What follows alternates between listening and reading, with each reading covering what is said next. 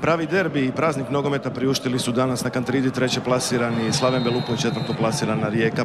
Utakmicu su bolje otvorili gosti. U 22. minuti nakon ubačaja Jajala, Kresinger uz malu pomoć stative dovodi Slaven Belupo u vodstvo.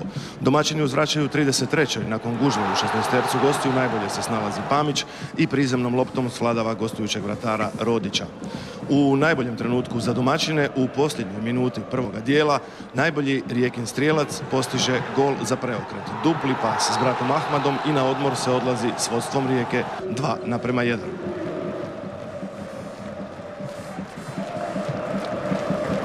I nastavak domaćini otvaraju bolje.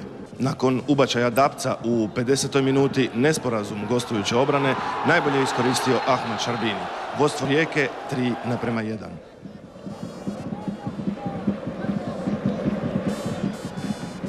Nakon toga opuštaju se Riječani i to im se osvećuje. U 56. minuti kada na Jajalovo dodavanje Kresinger postiže svoj drugi zgoditak na utakmici i vraća utakmicu i rezultat u neizvjesne vode.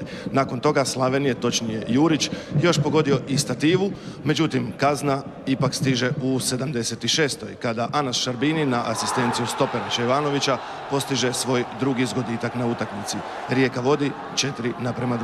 Već 3 minute nakon toga utakmica odlučena kada se u listu strijelaca ponovno upisuje stariji Šarbini Ahmad za vodstvo Rijeke 5:2. No, kraj golijadi ipak bio je u sudačkoj nadoknadi kada Pristovnik sudi 11-terac zbog Lapićevog igranja rukom. S bijele točke za hat-trick i konačnih 6:2 precizan je Anas Šarbini.